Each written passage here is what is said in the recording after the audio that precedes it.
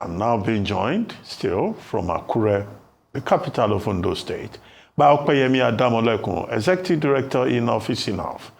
We spoke earlier with Franklin Oloniju, the co-convener of the Situation Room in Ondo State. As Ondo State decided on who the next governor will be for the next 4 years.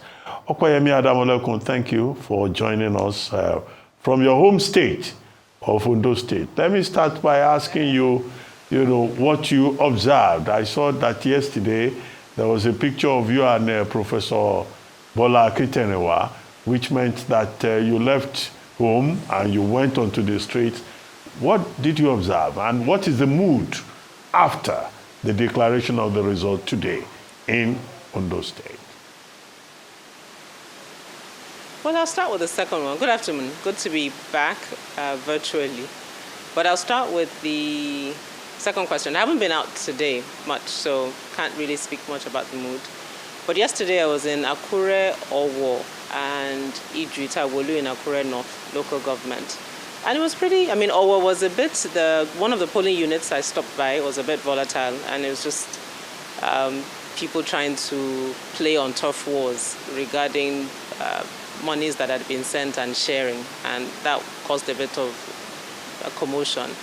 And it was also interesting speaking about your security forces, as Mr. Franklin was, because you get security officers that are deployed from all over the country. So the security officers there were from Kogi, so they don't speak Yoruba, much less Owo dialect. And so communication was a challenge in terms of trying to speak to some of the voters and communicate clearly with them.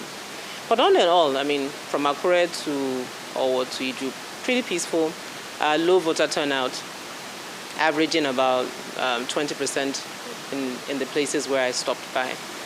So yeah, that's pretty much what I'd say I saw. Oh, and then, what was very prevalent, I think Mr. Franklin mentioned it as well, it was certainly a transactional election. So the low voter turnout speaking to apathy, most people not really interested nor concerned. And those who did come out, I met a gentleman who said he wasn't ready to vote for free, that if either of the dominant parties didn't show up, that he was going to vote for Labour, who had been disqualified. So it was an intentional attempt to waste, in a sense, quote unquote, waste his vote. But it is, it is unfortunate. I think as Mr. Franklin said, what's driving people? Is it a failure of governance, lack of belief in the system?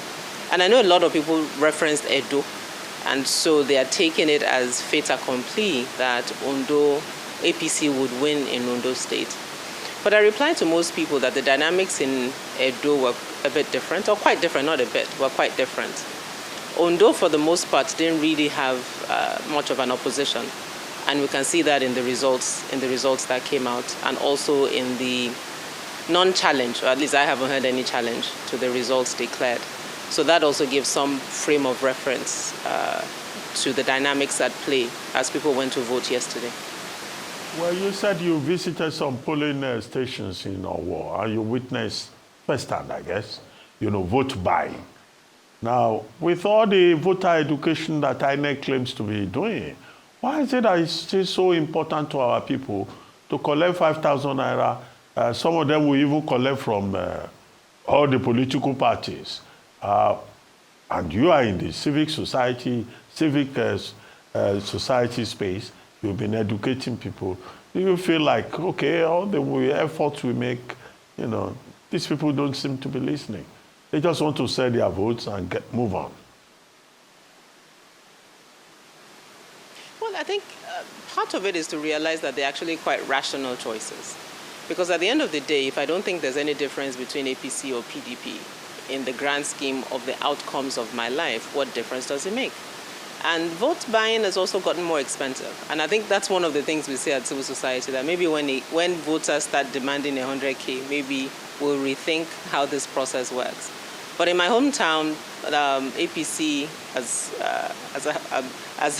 as someone told me, started with 10,000 naira. At a point, they went down to 5,000 until they stopped paying. PDP started at 6 and then came down to 3 towards the end of the day. In some areas, APC was paying as high as 20,000 naira per vote. So one, given the economic climate, it's very hard to tell someone not to collect 20,000 naira, especially when their lived reality is after elections, you don't see them. So during election season and rallies, they're sharing food.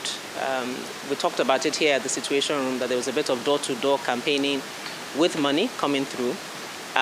It was repeated often and often that, unlike last year when we had the Naira crunch with the former central bank governor leading up to elections, this time around there was a lot of money being shared, very much so, very visible. And so there was an expectation that there's a commonwealth, quote unquote, that is being shared in the absence of delivering on governance outcomes. And I think it's one thing to say it, but the education a lot focuses, I guess, maybe closer to election time. But we need to then spend, and speaking to my constituencies, spend a lot more time in the 4 years in between doing a lot more civic education and helping citizens hold elected officials accountable. Well, President Tinubu has reacted to the electoral process in Ondo State. He says that the security agencies have done well. The people displayed a lot of civility. That was the phrase in that statement. And that INEC also acquitted itself honorably. And then, of course, he congratulated Governor Aiyedatiwa and asked those who may be aggrieved to seek redress through constitutional channels. But at the same time, Governor Aiyedatiwa has said, he's reaching out to other people in the state, join hands with me, let us do this. And he, of course, was also full of praise for the security agencies and also for President Bola Ahmed Tinubu specifically. But some people are talking about state capture. I think it was President Obasanjo who has been talking about the twin effect of state capture and Emilokon. In Ondo State, Governor Aiyedatiwa took all the 18 local government areas. So he has the power of incumbency, he has federal might, both combining. What do you think? State capture in Ondo State? And as I said, the difference in Edo was that there wasn't Edo had strong opposition, and so it was actually a contest of people who wanted to govern the state. In this case, PDP wasn't much of an opposition, number one. Number two, I think there was also that kind of sentiment that Aiyedatiwa can only do one term. So in a sense, it's a bit easy to concede to him that if he does this one term and then he's done. First time that someone from the southern district, senatorial district, would also be governor of the state. But I think what's important, kind of moving forward, is that it allows the demand to be placed on him because he has 4 years. And so there's not that pressure of not wanting to step on toes because you want to come back a second term.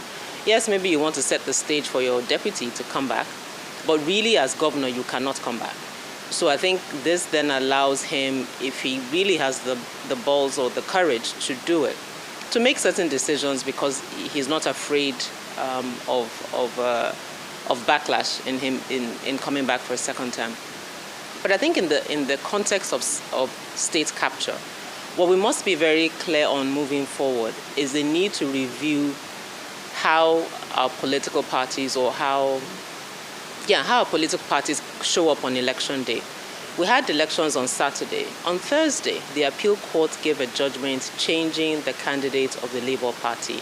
It's absolutely ridiculous. Even though it's the Labour Party that's on the ballot paper, it's the candidate that campaigns. It's Aiyedatiwa. We're talking now about Aiyedatiwa. We're not talking about APC campaigning. We said Aiyedatiwa is now the governor. So if you had Labour and was one gentleman, Ebisemi before, and now on 2 days before election, you now announce that it's Olonfemi. Olonfemi hasn't been campaigning. Olonfemi has no posters in town. So as a people, we really must be very clear that before we do Anambra elections, we must sort out two things relative to the judiciary and the judiciary putting the electorate, or rather making the electorate vulnerable such that they feel truly that their votes don't count. Number one, all legal proceedings must be done by the time the candidates for the political parties are named, period. And there are no more appeals, no more Supreme Court judgments. Everybody knows who the candidate for the party is by that deadline. It cannot change 2 days before elections. It's ridiculous.